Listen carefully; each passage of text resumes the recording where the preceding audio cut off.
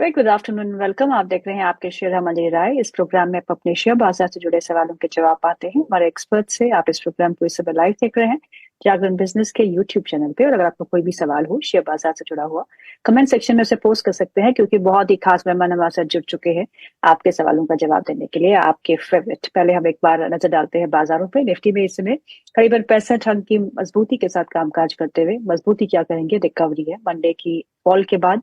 कल का दिन में भी हमने कुछ रिकवरी देखने को मिली और आज भी थोड़ी बहुत रिकवरी है, लेकिन एक बहुत ही सीमित दायरे का कारोबार लेथार्जी सी मार्केट में देखने को मिल रही है। वहीं बैंक निफ्टी की बात करें तो एक 125 अंक की मजबूती के साथ ये कामकाज करते हुए इंडिया विक्स 1523 के आसपास इस समय बना हुआ है। वहीं अगर मिड कैप इंडेक्स को देखिए तो आउट परफॉर्मेंस बिल्कुल जारी है। निफ्टी मिड कैप 100 इंडेक्स 1% बिल्कुल। की मजबूती के साथ कामकाज करते हुए। तो हमारे खास मेहमान हमारे साथ जुड़ चुके हैं doctor Ravi Singh. He is market expert, he is also senior VP retail at Religare broking. Ravi ji, आपका बहुत बहुत स्वागत है और बहुत दिनों के बाद आपसे मुलाकात हो रही है। मार्केट ने तो परेशान कर रखा है। बिल्कुल ma'am, thank you very much for inviting me. और सॉरी फॉर कि मैं बहुत दिनों से आप लोगों से कम्युनिकेट नहीं कर पाया, लेकिन बट एनीवे, देखिए मार्केट भी ऐसा ही है कि मुझे लगता है कि जितना मार्केट से दूर रहें उतना ज़्यादा अच्छा है, उतनी ज़्यादा परेशानियां कम है। क्योंकि अगर मार्केट पे आप बने हैं तो आपको हम्म। इतनी परेशानियां यहाँ पर बढ़ती हुई नजर आ रही हैं। फिलहाल अभी जी। इस समय के सिनेरियो को अगर देखें तो बिल्कुल आपने सही कहा, थोड़ा बहुत पुल बैक जरूर देखने को मिलेगा। और अगर हम्म। इंपॉर्टेंट फैक्टर देखते हैं तो आप ये पाएंगे कि पांच ऐसे रीजंस हैं जो कि गिरने के लिए काफी है और एक ऐसा रीजन है जो बढ़ने के लिए काफी है। अब कौन हम्म। जीतेगा कौन हारेगा ये तो सामने नजर आ रहा है, लेकिन हाँ, मार्केट की कंडीशन अच्छी नहीं है। जो अभी सिनेरियो हम्म। डेवलप हो रहे हैं उसमें किसी भी उछाल पे या फिर ज्यादातर जो स्टॉक्स आपके थोड़े प्रॉफिटेबिलिटी की तरफ आते हैं उनसे एग्जिट होने में ही ज्यादा समझदारी है। हम्म। पर आपने कहा कि 5 ऐसे संकेत है जहां पे दबाव बढ़ सकता है और एक ऐसा संकेत है जहां से हमको कुछ ऑप्टिमिज्म मिल सकता है मार्केट के लिए। तो जो ये जो बुरे संकेत है, इनमें क्या क्या शामिल है? एक अर्निंग्स, मिस्टर ट्रम्प, एक बजट।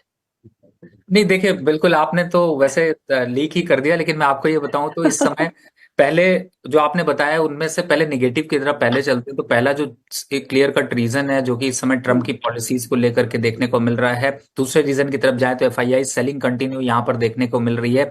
तीसरे रीजन की तरफ जाए तो जियो पॉलिटिकल टेंशन यहाँ पर कम होता हुआ नजर नहीं आ रहा है। और चौथे रीजन की तरफ चलें तो जो चाइना की यहाँ पर पॉलिसीज चेंज हुई हैं वो है। और पांचवें रीजन की तरफ चलें तो जो वायरस को लेकर के एक एक्सपेक्टेशन है। ये ऐसे इंपॉर्टेंट रीजंस हैं जिसकी वजह से मार्केट यहाँ पर सस्टेन नहीं कर रहा। अब आते हैं पॉजिटिव की तरफ। तो पॉजिटिव में तो सिर्फ एक ही रीजन है, डोमेस्टिक फैक्टर पे बजट।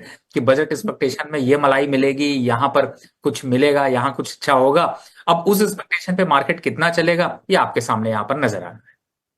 बिल्कुल, चलिए अब सवाल जवाब का सिलसिला हम शुरू करते हैं। हमारे फर्स्ट व्यूअर है मोहम्मद नाजिर अली, और इनका सवाल है गेल इंडिया पे। 210 रुपए के एवरेज प्राइस की खरीद है इनकी, और आईडीएफसी फर्स्ट बैंक इन्होंने खरीदा है। जो एवरेज प्राइस इनकी आ रही है वो 70 रुपीज 19 पैसा की इस समय आ रही है। तो गेल इंडिया और इंडिया आईडीएफसी फर्स्ट बैंक का दोनों ही स्टॉक्स पे आपकी रणनीति? देखिए फिलहाल तो मुझे अभी तो दोनों ही स्टॉक्स यहाँ पर लग रहे हैं और इन लेवल्स पर थोड़ा सा पेन जरूर आपको दिखाई दे रहा है, लेकिन मुझे ऐसा लगता है कि ज्यादा पैनिक होने की जरूरत नहीं। दोनों स्टॉक्स में बने रहें, लॉन्ग टर्म के हिसाब से स्टॉक्स बहुत अच्छे हैं और आपको एक बेहतर रिटर्न देते हुए नजर आएंगे। फिलहाल गेल की बात करें तो वापस से आपको 200 के आंकड़े छूता हुआ नजर आएगा। तो मुझे लगता है कि इतना पैनिक होने की जरूरत नहीं है। थोड़ा पैनिक जरूर है, लेकिन इस पैनिक में आपको संभालने की जरूरत है। जल्दबाजी भी नहीं करिए, थोड़ा वेट एंड वॉच की पॉलिसी रखे, ज्यादा अच्छा है। जी। अगला सवाल रवि से है, और रवि जी आपसे पूछ रहे हैं जेके बैंक के बारे में। 111 रुपए की खरीद है इनकी। आईआरबी इंफ्रा के बारे में भी पूछ रहे हैं, जहां पे 65 रुपीज की इनकी एवरेज खरीद है। दोनों ही स्टॉक्स में क्या होल्ड करके चलना चाहिए या फिर सेल कर दे? देखिए फिलहाल तो आईआरबी इंफ्रा को अगर देखते हैं तो मुझे 54 का टारगेट दिखाई देता है, और जेके देखते हैं तो वापस से 110 के टारगेट दिखाई देते हैं। और इन लेवल्स पे क्विट करने की राय बिल्कुल भी नहीं है। बजट एक्सपेक्टेशन है, तो फिलहाल अभी हम 15 जनवरी पे आ गए हैं और यहाँ से थोड़ा सा मार्केट बुलिश नजर आएगा और अगला हम्म। वीक जो है वो थोड़ा बुलिश रहेगा, तो बने रहे। हम्म। जी। मोहम्मद सैफ का सवाल है। वेरी गुड आफ्टरनून सर, मेरे पास मुझे Trident limited, VIP industries, SJVN लेना है। Can I purchase at current market price? मेरा ओनली होल्डिंग पीरियड 15 महीने का है। ओनली मैम 30%, जिसमें कि ट्राइडेंट नहीं लेना है, और दूसरा आप जो स्टॉक्स देख रहे हैं उसकी तरफ आप जाएं, लेकिन सिर्फ 30% की परचेजिंग करनी है। यानी कि आपके पास अगर 1 लाख रुपए है तो सिर्फ 30 हजार, अगर 10 हजार है तो सिर्फ 3 हजार रुपए से ज्यादा निवेश नहीं करना है। इतना निवेश आपके लिए अभी ठीक है। थोड़ा डिप आएगा या फिर थोड़ा सा ऊपर बढ़ेगा, ट्रेंड बदलेगा, बदलाव हम्म, मार्केट में दिखाई देगा, तो पोजीशन इंक्रीज करना चाहिए। बट करंट लेवल पर मार्केट पे पोजीशन बहुत ज्यादा अग्रेसिव होकर के आप इन्वेस्टमेंट मत करिए। देखिए इस समय जी। दो तीन चीजें मार्केट में बहुत हवा की तरह फैल रही हैं। कई जगह पे आपने सोशल मीडिया पे भी देखा होगा मैम कि मार्केट 50% सेल पे मिल रहा है तो खरीद लीजिए। देखिए हम्म, अगर मार्केट 50% गिरा है तो उसके पीछे के बहुत बड़े रीजंस हैं, और जी। उन रीजंस में जब तक आपको पॉजिटिविटी नहीं मिलती तब तक ढूंढिए नहीं पॉजिटिविटी। ट्रेंड ही फ्रेंड बनाइए, जो जैसा बहाव है वैसा रखिए, पोजीशंस को संभालें और फ्रेश बाय करने से थोड़ा बचें। जी। दीपक का सवाल है, और ये सवाल है अदानी विलमार पे और एफकॉन पे। एफकॉन इंफ्रा एंड अदानी विलमार, क्या वो प्रेजेंट लेवल पे खरीद सकते हैं? देखिए अदानी विल्मर से तो मैं कहूंगा एग्जिट कर लीजिए। अगर खरीदना भी है तो अदानी पावर आपके लिए ज्यादा अच्छा है, उस पे 650 तक के टारगेट दिखेंगे। अदानी विल्मर से तुरंत निकल जाइए बिना कुछ सोचे समझे। स्टॉक का हम्म, सब दमखम खत्म हो चुका है और ये आपका दमखम निकाल देगा, तो बेटर है कि आप इससे एग्जिट कर जाइए। दूसरे स्टॉक की अगर बात करें तो देखिए मार्केट पे अभी सिनेरियो इतने अच्छे नहीं दिखाई दे रहे, सो मेरी परचेजिंग की राय नहीं है। और आप चूंकि परचेजिंग के लिए पूछ रहे हैं इसलिए मैं ऐसा आपको बता रहा हूं। अगर आप कुछ और पोजीशंस बना रहे होते तो जरूर मैं कहता, लेकिन फिलहाल अभी के हिसाब से यहाँ पर पोजीशन नहीं बनानी है। ओके। एक और सवाल है, नाम नहीं लिखा, काम लिखा है। काम अब नाम है या उनके हैंडल का नाम है पता नहीं, पर बिल्कुल काम कर रहे हैं। कोल इंडिया, बाइंग प्राइस 443, क्या वो एवरेज कर सकते हैं?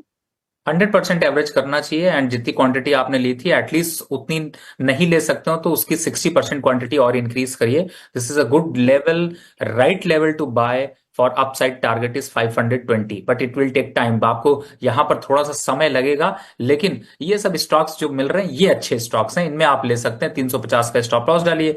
500 का लक्ष्य है तो 420, हम्म, 430, 440 तक आएगा।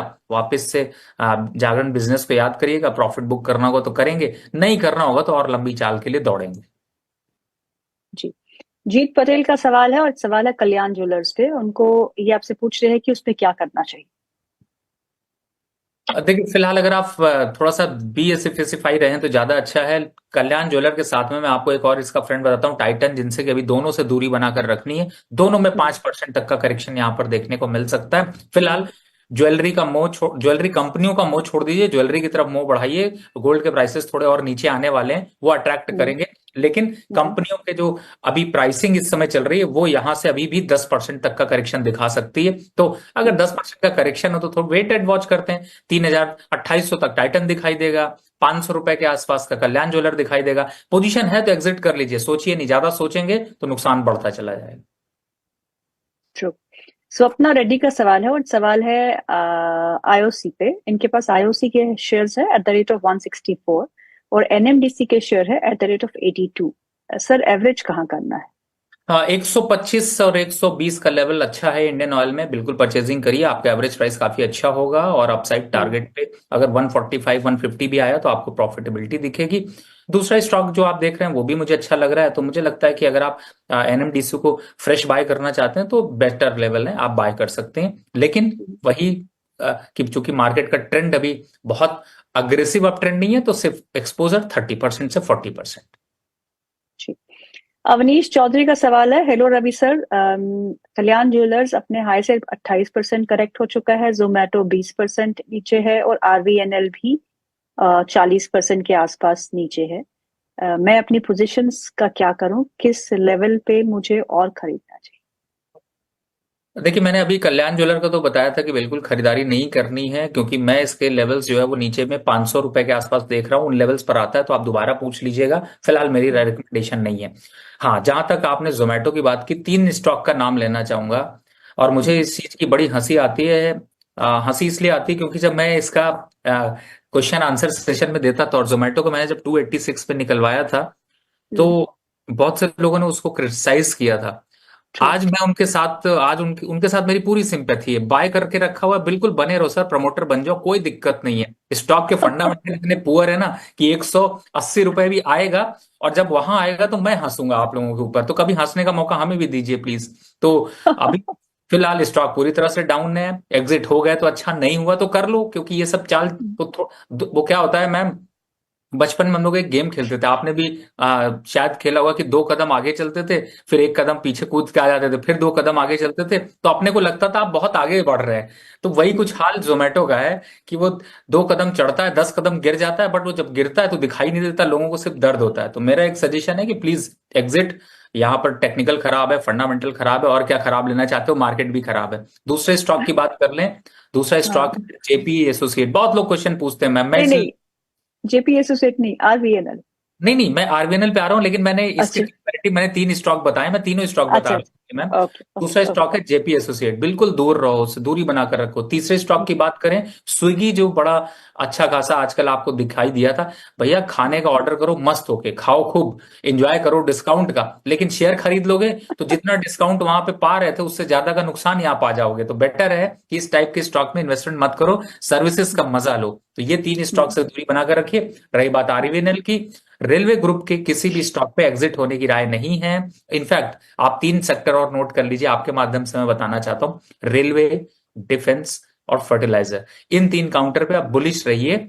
बस ज्यादा कुछ नहीं है, बजट अपना फ्रेंड है, जब तक मार्केट चले तब तक ये स्टॉक्स जो है थोड़े बुलिश और बढ़ जाएंगे और मौका नहीं देंगे, तो जितना बढ़ेंगे उतने पे प्रॉफिट बुक करके निकलेंगे।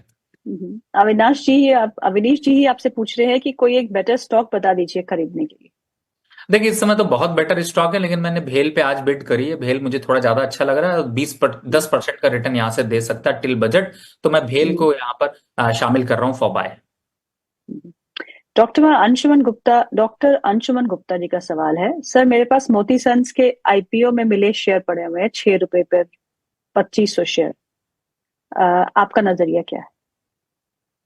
देखिए फिलहाल तो अगर आपको आईपीओ पे मिले हुए हैं तो मेरा एक सजेशन होगा कि इस समय ये अच्छी बात है कि आपको काफी अच्छा जो है वो यहाँ पर बेनिफिट मिल रहा है। लेकिन मैं यही हम्म, कहूंगा कि अभी थोड़ा सा पुल बैक आता है, 28-28 रुपए के आसपास आता है, तो एक बार एग्जिट कर जाइए। बहुत लंबा रखने की जरूरत नहीं है, नीचे में अगर 22 के नीचे की क्लोजिंग आती तो भी एग्जिट करने की राय है। हम्म। अभिषेक गुप्ता जी का सवाल है, उज्जीवन स्मॉल फाइनेंस बैंक पे 10 रुपए पर 1200 शेयर है, क्या करूं? देखिए फिलहाल तो एग्जिट बनता है, इसमें इस जीवन पे ऐसा कुछ खास दिखाई नहीं दे रहा, तो मुझे लगता है यहाँ पर एग्जिट कर लीजिए। ठीक। दीपक का सवाल है, very good afternoon sir, please long term view on Adani Wilmer, पे हम डिस्कस कर चुके हैं, this question is already done. एक और सवाल है जहां नाम नहीं दिया, इंडियन होटल्स तो रॉकेट बन गया है, फ्रेश बाइंग का कब और कहाँ पे करनी चाहिए? देखिए रॉकेट बना है, लेकिन आप इस रॉकेट से अब उतर जाइए और बढ़िया सही जगह पे आप हाइट पे पहुंच चुके हैं। अगर आप चढ़े हैं तो उतर जाइए और वापस हम्म, 720 का इंतजार करिए, यानी 100 रुपए के हम्म, करेक्शन के आसपास वहां पर आएगा, तब चढ़ने की सोचेंगे। फिलहाल अभी थकता हुआ स्टॉक नजर आएगा, मैक्सिमम 138-35 पे थक जाएगा। हम्म। अवधेश ठाकुर का सवाल है, आईआरएफसी पे और एरेकॉन इंटरनेशनल पे फ्रेश एंट्री के लिए मीडियम टर्म नजरिए के साथ कब लेना चाहिए? देखिए आईआरएफसी ज्यादा अट्रैक्टिव लग रहा है और इसके साथ में टेक्स इंफ्रा ज्यादा अट्रैक्टिव लग रहा है, लेकिन इरिकॉन से यहाँ पर थोड़ा अभी डिस्टेंस बनाकर रखें। लेकिन करंट लेवल पर 40% एक्सपोजर, 40% एक्सपोजर का मतलब है कि 10,000 रुपए हैं तो सिर्फ 4,000 रुपए लगाने हैं, 1 लाख रुपए हैं तो 40,000 रुपए लगाने हैं, और 2 शेयर हैं तो 20-20 हजार रुपए लगा लीजिए, या फिर 2-2 हजार रुपए लगाकर चलिए। हम्म, हम्म। अ, नाम नहीं दिया, मेरे पास एरिडा के 2300 शेयर है @235। वी मार्ट मेरे पास 98 रुपीज पे है और पीसी ज्वेलर्स 18 रुपीज 30 पैसा पे है। इन सब शेयरों में मुझे क्या करना चाहिए? देखिए इरडा में 180 रुपए तक का करेक्शन अभी दिखाई दे सकता है, लेकिन आप लोग कहने से काटेंगे नहीं, अगर काट लेंगे तो बहुत अच्छा है, तो काट के एग्जिट होना बनता है। इसकी जगह पे लेना है तो आप एनएचपीसी को आप होल्ड करके रखिए, वो ज्यादा बेटर दिखाई देता है। पीसी ज्वेलर फिलहाल तो बिल्कुल बेकार शेयर है। और मैं जैसा भी एक लिस्ट बना रहा था जिसमें मैंने अभी जोमेटो दिया था, जेपी हम्म, पावर दिया था, और हम्म, दे रहा था स्विगी डाउन ट्रेंड में, उसी तरीके से पीसी ज्वेलर भी है, एग्जिट होना बनता है। विशाल मेगा मार्ट को आप जरूर होल्ड करके चल सकते हैं, 102 के पास आता है तो थोड़ा एवरेज कर लीजिए, वापस से 115-120 की सीरीज तक जा सकता है। तो फिलहाल ओके। यहाँ पर वेट एंड वॉच करने की राय है। हम्म। इब्राहिम का सवाल है, ये है दो स्टॉक्स पे, तीन स्टॉक्स पे, एचईजी इनके पास है, एस कंस्ट्रक्शन इनके पास है और ई पैक ड्यूरेबल्स इनके पास है। एचईजी है 564 के भाव पे, एक्शन कंस्ट्रक्शन एट 1507, और ईपैक ड्यूरेबल्स एट 648, आपकी राय? फिलहाल मेरी राय तीनों स्टॉक्स पे यहाँ पर एग्जिट की है। इनफैक्ट मैं इसलिए एग्जिट की राय दे रहा हूँ क्योंकि मुझे यहाँ से 10% का करेक्शन और दिखाई दे रहा है साफ साफ। तो मेरा एक सजेशन होगा कि यहाँ पर एग्जिट कर लीजिए। फिलहाल अभी बने रहने की जरूरत नहीं है। जहां तक एक्शन करेक्शन कंस्ट्रक्शन की बात है, इस पे तो 1,000 रुपए के लेवल दिखाई देते हैं, तो बेटर है। सब ठीक है, लॉस हो रहा है थोड़ा दिन, ये मान के चलिए कि हम थोड़ा दिन मार्केट से बाहर होके इन्हीं रेट्स को नीचे लाके वापस अगर एंट्री का मौका मिला तो खरीद लेंगे। ठीक। सैम का सवाल है, और ये सवाल है इंडस टावर पे। इंडस टावर के शेयर है उनके पास, और WCIL के शेयर है। अब WCIL, I don't know which company exactly it is. दोनों ही पे आपकी राय मांग रहे WCI वेस्टर्न कैरियर की बात कर रहे हैं हैं। फिलहाल। वेस्टर्न करियर, ओके, या। फिलहाल पूरी तरह से डाउनवर्ड चैनल पर है, एग्जिट होने की राय है। जल्दी आपको 90 रुपए के लेवल दिखाई देंगे, लेकिन हम्म, इंडस टावर पे बने रहिए। 400 रुपए तक के लक्ष्य देखने को मिल सकते हैं। हम्म। खुशी सिंह का सवाल है मेरे पास, क्या मैं अभी एक्साइड और शिल्पा मेडिकेयर जैसे स्टॉक्स जो है लॉन्ग टर्म के लिए ले सकती हूँ? मेरे हिसाब से अभी थोड़ा सा वेट एंड वॉच की पॉलिसी रखें। फिलहाल करंट लेवल पर तो बिल्कुल खरीदारी की राय नहीं है। 1-2 दिन के बाद देखते हैं, मंडे के बाद आपको शायद अपॉर्चुनिटी मिलती हुई नजर आए। जी। राकेश कुमार वर्मा जी का सवाल है, नमस्कार सर, नए साल की आपको शुभकामनाएं। सर, वित्त वर्ष 2024-25 की आखिरी तिमाही तक आप निफ्टी में कितनी तेजी की उम्मीद करते हैं? देखिए, फिलहाल अगर आप मुझे फॉलो कर रही होंगी तो मैंने अपने यूट्यूब चैनल पर जब प्रोग्राम लॉन्च किया था दिवाली में, तब से मैं स्टॉक मार्केट से बाहर हूं। और हम्म, निफ्टी का टारगेट जब मैंने उस समय कहा था कि 22,800 आ जाएगा, हम्म, तो मैम होता क्या है, जब अन्य ऐसे लेवल्स बोले जाएं जो थोड़ा बिलो द एक्सपेक्टेशन होते हैं या हम्म, एक्सपेक्टेशन से बियॉन्ड होते हैं, ये कहते हैं बिलो हम्म, नहीं बियॉन्ड बोलें, तो शायद मेरे ख्याल से क्रिटिसिज्म बहुत झेलने को मिलता है। पर ट्रू, हकीकत ट्रू। वहीं पर लौट कर आई है, और इस समय 23,200 देख रहे हैं, 22,800 तक देखने को मिलेंगे। किसी हम्म, भी उछाल पे या किसी भी तेजी पे फिलहाल अभी अप्रैल तक निफ्टी कोई खास प्लस के लिए जरूरत नहीं है, उसके बाद कोई हम्म। विचार बनेगा। तो फिलहाल मार्केट 2025 के लिए बहुत अट्रैक्टिव और अच्छा होने के चांसेस कम है। अगर होगा भी तो सेकंड हाफ में होगा, फर्स्ट हाफ में आने के हालात यहां पर नहीं दिखाई दे रहे हैं। इन्हीं का सवाल है, मेरे पास PFC के क्वांटिटी है, और REC है 600 रुपए के भाव पे लिया, और PFC लिया है 500 रुपए के भाव में। तो ये पूछ रहे हैं, can I sell REC and utilize the funds to average PFC, because PFC is the holding company of REC? Uh, इस समय देखिए मैम, बिल्कुल अगर मैं इस समय पीएफसी को देखता हूं तो मैं आपको एक लेवल बता देता हूं। आप यहाँ पर पीएफसी के लेवल को ध्यान रखें, और पीएफसी का जब लेवल आ जाता है 400 रुपए के पास, तब आप ये एक्सरसाइज करिएगा, आरईसी से चेंज करके पीएफसी भी कर सकती हैं। तो इस उस टाइम पे आप कर लीजिएगा। अभी फिलहाल दोनों पोजीशन को होल्ड करके रखिए, थोड़ा समय दीजिए। थोड़ा करेक्शन आता है पीएफसी में, यानी 410 415, तब आप स्विच करके पोजीशन को आप एवरेज भी कर लीजिएगा और स्विच भी कर दीजिएगा। जी। अंकुर मोदी का सवाल है, और सवाल है KNR कंस्ट्रक्शन पे और NCC पे, दोनों ही लॉन्ग टर्म के व्यू के साथ इनका नजरिया बता दीजिए सर। 300 से लेकर 295 रुपए तक के बीच में केएनआर कंस्ट्रक्शन खरीदने पे बहुत अच्छी बात है। अपसाइड टारगेट में आपको जब रैली आएगी तो 20-30% की रैली देखने को मिल सकती। तो मुझे लगता है केएनआर कंस्ट्रक्शन ज्यादा अट्रैक्टिव और ज्यादा अग्रेसिव है, उसकी तरफ ध्यान दें। दूसरे स्टॉक पे भी थोड़े लेवल्स और वेट करें, 8 से 10% के करेक्शन के बाद देखेंगे। राकेश जी लिखते हैं, when I buy stocks they fall, and when I sell my holdings they rise in next 3 to 4 days. 10 में से 7 बार ऐसा हुआ है, ऐसा क्यों होता है? क्योंकि आपने खरीदा है इसलिए मार्केट गिर रही है, जब आप बेच देंगे तो मार्केट बढ़ेगी। This is a very simple theory. Her investor trader को यही लगता है कि जिस दिन मैं स्टॉक खरीदता हूँ उसी दिन सारे लोगों को पता चल जाता है और स्टॉक गिरने लगता है, और जिस दिन स्टॉक बेचता हूँ उसी दिन बढ़ने लगता है, क्योंकि अब वो मुझे खरीदने नहीं देना चाहते हैं। देखिए, बेटर है आप इस साइकोलॉजी से ज्यादा अच्छा है कि आप थोड़ा सा वर्क करके देखें। हम जानते हैं कि मार्केट करेक्शन होती है, लेकिन हम लॉस बुक नहीं कर पाते। लेकिन मैं ये कहूंगा कि विथ स्टॉप लॉस आप ट्रेड करें। विथ स्टॉप लॉस का मतलब है कि कभी भी बिना रिस्क को जाने ट्रेड ना करें। अगर रिस्क आप जानते रहेंगे तो आप रिवॉर्ड कमा लेंगे। और हमेशा ट्रेडिंग करते समय या इन्वेस्टमेंट करते समय इस बात का ध्यान रखें कि आपको लॉस को रिकवर करना है, लॉस नहीं होने देना है। अगर आप लॉस नहीं होने देंगे तो आप ऑटोमेटिकली प्रॉफिट आप कमा ही लेंगे। तो यही सबसे हम्म, बड़ी स्ट्रैटेजी है जिससे कि आप अपना सकते हैं। मुझे ऐसा लगता है फिलहाल मार्केट अभी डाउनफॉल में है। तो मैंने कई बार आपके प्रोग्राम पे भी, जब पीछे काफी महीनों के बाद वैसे मैं प्रोग्राम कर रहा हूं, लेकिन जब मैं कर रहा था तो उस टाइम पे भी कह रहा था पोर्टफोलियो हल्का करिए, कम करिए। जी। जो प्रॉफिट में उनमें प्रॉफिट बुक कर लीजिए, जो लॉस से प्रॉफिट में आ रहे हैं या भाव भाव आ रहे हैं उनसे एग्जिट करके फंड निकालिए, एफडी में डालिए, थोड़े दिन कैश देखिए कि मेरी भी 10 लाख 15 लाख 25 लाख की एफडी है, वो ज्यादा सुकून देती जी, इन्होंने हमें सजेशन भी दी है कि बॉन्ड मार्केट पे एक प्रोग्राम हमें करना चाहिए, जिससे हम अपने निवेशकों को, अपने इन्वेस्टर्स, अपने व्यूअर्स को बताएं कि बॉन्ड मार्केट में कैसे हम निवेश का फायदा उठा सकते हैं। एज फिक्स्ड इनकम सिक्योरिटीज जो है वो अब फिर से जो है थोड़ी थोड़ी अट्रैक्टिव लगने लगी है, because markets are volatile. Abid का सवाल है ट्रांसफॉर्मर्स एंड रेक्टिफायर्स इंडिया पे, और उनके पास प्रीमियर एनर्जी भी है, जो इन्होंने 990 रुपए के भाव पे खरीदा है, और ट्रांसफॉर्मर्स एंड रेक्टिफायर्स इंडिया 889 के भाव पे। Can I add more at the current levels, long term view of more than 2 years? अब देखिए लॉन्ग टर्म के हिसाब से 20% की पोजीशन इंक्रीज कर सकते हैं, बट बहुत ज्यादा अग्रेसिव मार्केट में मत चलिए, क्योंकि मुझे ऐसा लगता है कि शायद कहीं ना कहीं से थोड़ा सा जो है वो मार्केट जो अभी चल रहा है वो थोड़ा सा एक अभी ऐसी सिचुएशन पर है जहां से स्टॉक रिकवर करने पे रिस्क ले रहा है। देखिए हमारे आपके बात हम्म, करते करते निफ्टी की तेजी खत्म होती हुई नजर आई, तो ये सारे पैनिक दिखाई दे रहे हैं। तो मुझे लगता है कि थोड़ा सा वेट एंड वॉच करें, लेकिन हाँ 10-20% पोजीशन लेने में, स्टॉक मार्केट में बने रहने में कोई बुराई नहीं है। हम्म, जी।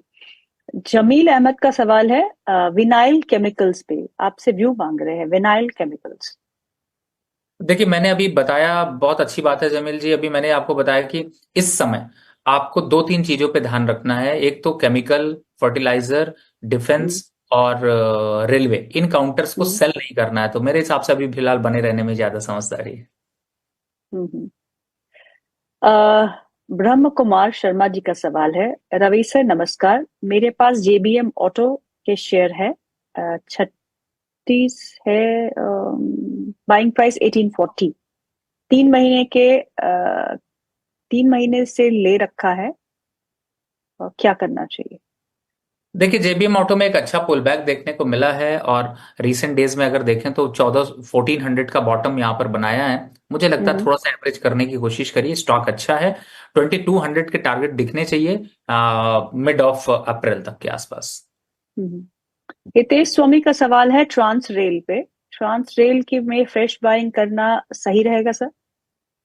देखिए इस समय अगर मैं देख रहा हूं तो मुझे ऐसा लगता है कि ट्रांस रेल से ज्यादा अच्छा है कि आप आईआरएफसी और टेक्स रेल को फोकस करें, ट्रांस रेल थोड़ा सा अवॉइड करें। ओके। सेजल राउत का सवाल है पंजाब एंड सिंध बैंक पे, 56 रुपीज की खरीद है इनकी, लॉन्ग टर्म का व्यू रखती हैं, क्या करना चाहिए? अच्छा स्टॉक है, थोड़ा एवरेज कर लीजिएगा, कोई प्रॉब्लम नहीं है। 42 के पास बाय वापस मौका मिले तो जरूर करिए। नारायण मालपानी का सवाल है, shall I buy Som distillery at current price? फिलहाल तो देखिए नारायण माल पानी जी, आपको मैं बताऊं तो मुझे लगता है कि अगर आप इस स्टॉक में अभी लगाएंगे तो सारा माल पानी इसका खत्म होता हुआ नजर आएगा। तो आपको सजेशन देगा कि प्लीज अवॉइड रखें इस स्टॉक को। गौरी का सवाल है बिरला सॉफ्ट पे 800 पे क्या करूं? कुछ नहीं करना, अगर आपने खरीदने की सोच रहे हो तो अभी वेट कर लीजिए। यहां से अभी हम्म, करेक्शन दिखाई दे रहा है, 480 480 के तक के लेवल दिखेंगे, उन लेवल्स पर आएगा हम्म। तो फिर देखेंगे।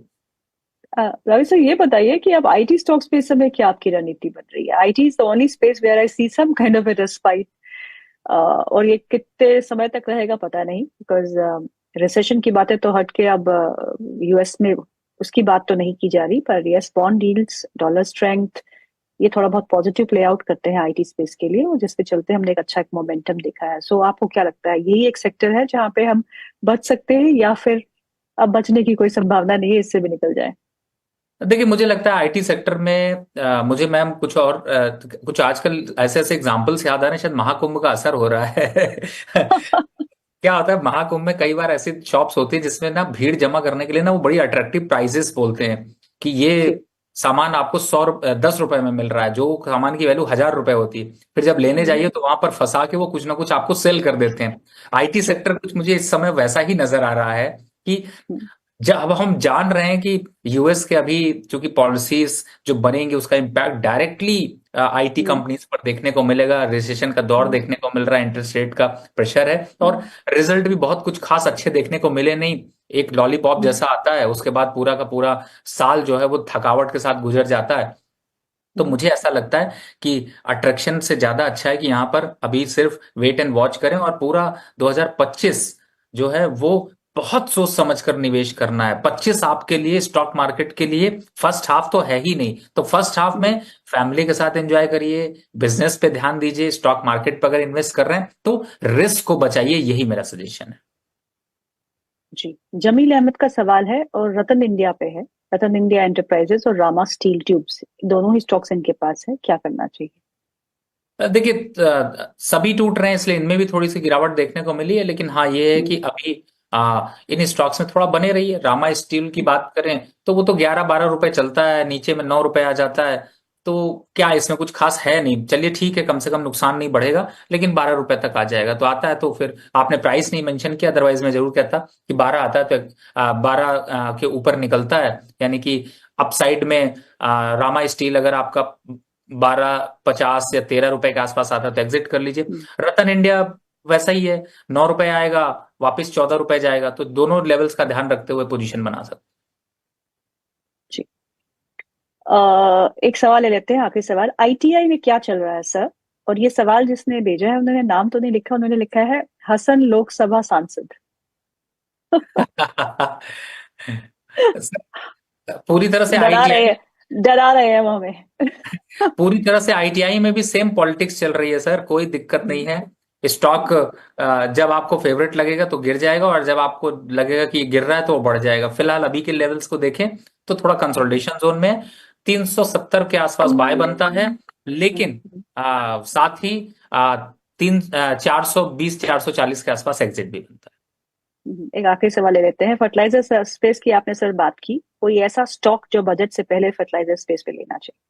मैम अभी तो टाइम है, नेक्स्ट वीक हम लोग जब प्रोग्राम करेंगे तो मैं आपको जरूर यहाँ पर 2-4 स्टॉक देने की कोशिश आप करूंगा, लेकिन फिलहाल अभी के हिसाब से फैक्ट एक स्टॉक ऐसा है जो कि आपके अट्रैक्शन पे लग रहा है, और मुझे लगता है कि फैक्ट पे यहाँ पर थोड़ा सा फोकस करना चाहिए। अपसाइड इसमें मोमेंटम में जाते हैं तो मुझे ऐसा लगता है कि एक बार वापस से 1000 के टारगेट देखने को मिलेंगे टिल बजट।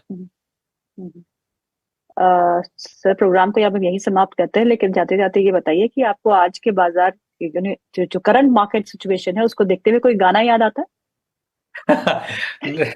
मैम ये तो आप ज्यादा अच्छा बेटर बता सकती हैं, बिकॉज अभी फिलहाल इस बस बार यही आ, मैंने सो, मैंने सोचा बोरियत थोड़ी दूर कर लेते हैं, बिकॉज मार्केट तो कहीं जा नहीं रहा है, एक छोटे से दायरे में इस समय कामकाज कर रहा है। So I thought you are interested in some singing also, so we'll listen to a few ma'am मैं lines. सिंगिंग तो नहीं, लेकिन मुझे कबीर जी का एक दोहा याद आता है, उसका एक बस 2 लाइन याद आती है। मैंने किसी के व्हाट्सएप स्टेटस पे देखा था, बड़ा अच्छा लगा था। लालम हम्म। लाल सब कुछ लाल, बस ऐसा ही है।